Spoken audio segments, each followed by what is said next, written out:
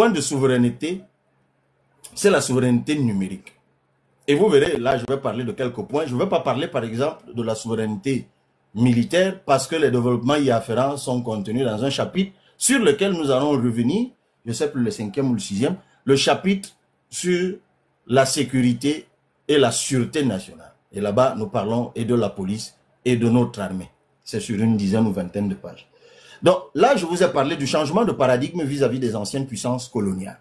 Maintenant, je vous parle d'un autre aspect ou un autre point ou un autre pilier de notre souveraineté, c'est la souveraineté numérique.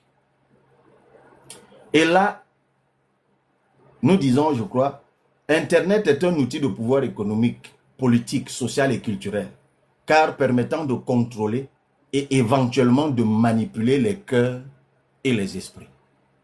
Ici, nous devons absolument avoir une identité numérique. Et ceux qui vont s'intéresser à l'ouvrage verront les détails que nous donnons sur des choses qui sont simples.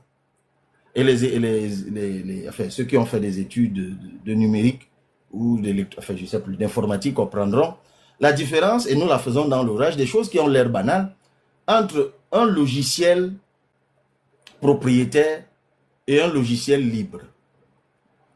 Il faut savoir que beaucoup de logiciels que nous utilisons, les fameux logiciels propriétaires, en fait, nous sommes contrôlés par eux. Parce que la plupart de ces logiciels-là sont conçus avec des choses cachées, avec des portes dérobées, ainsi de suite, qui font que lorsque vous les achetez, que vous les utilisez, vous ne vous rendez pas compte que, en fait, vous êtes simplement écouté, lu et pied par les autres. Vous n'avez pas le code source. Vous ne savez pas s'il y a des portes dérobées. Parfois, il y a des fonctionnalités que vous ignorez. Vous vous contentez de ce qu'on vous a présenté et ce que vous achetez. Intéressez-vous, ceux qui s'intéressent aujourd'hui à des pays comme l'Inde, et dans l'ouvrage, nous revenons longuement sur ces questions-là. Mais même un pays comme l'Afrique du Sud, qui a vite compris depuis très longtemps qu'il fallait régler ce problème de logiciels en souverainisant les logiciels. On appelle ça la souveraineté des logiciels. C'est un point sur lequel nous devons absolument travailler. Et c'est des angles morts des projets de société. Vous ne verrez pas beaucoup d'hommes politiques souvent revenir sur ces questions qui sont pourtant fondamentales. On a parlé de l'identité tout à l'heure, je ne reviens pas là-dessus. Mais parlons un peu du cloud. Le cloud. Vous vous rappelez de ce qui avait fait défrayer la chronique il y a quelques années lorsqu'on nous avait distribué, enfin lorsque l'État du Cameroun s'était endetté pour, disait-il, mais je ne sais même pas s'ils l'ont fait entièrement, distribuer 25 000 ordinateurs, je crois, quelque chose comme ça, laptop, que l'on a distribué aux étudiants. Et vous vous souvenez du débat ridicule qu'il y avait eu sur le cloud.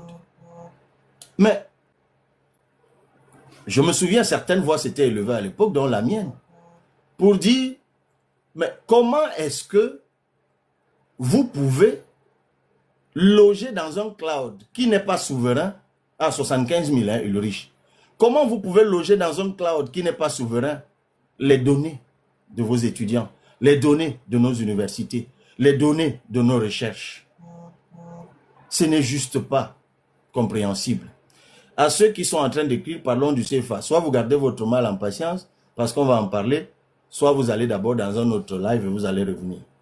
Donc, la question du cloud, pour ceux qui vont s'intéresser à l'ouvrage, page 66, 67, 68, nous faisons beaucoup de développement là-dessus et nous arrivons à la conclusion que il faut absolument que nous ayons un cloud souverain. Il y a même des choses qui sont banales, dont nous parlons. Le fameux .com, le fameux .cm. Ces adresses informatiques là, ces systèmes de messagerie que nous employons, ben, il faut que ça cesse. Vous ne verrez dans aucun pays souverain au monde l'externalisation des messageries et parfois les messageries de haute personnalité, les messageries des administrations. Ce n'est juste pas concevable. Et vous verrez, page 69, page 68, jusqu'à 69, 70, vous verrez tout ce que nous disons de la cybersécurité. Alors là, c'est un autre angle mort de projets de société dans nos pays africains. Et il faut quand même rappeler, il y a quelque chose qui est très intéressant et que nous disons dans l'ouvrage, c'est que l'Union africaine a adopté en juin 2014 la Convention de l'Union africaine sur la cybersécurité et la protection des données à caractère personnel.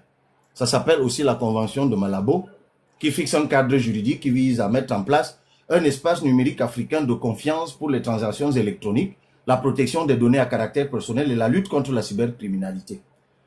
Mais vous vous rendrez compte que nous sommes en 2025. Le Cameroun a certes signé cette convention, mais le Cameroun ne l'a jamais ratifiée.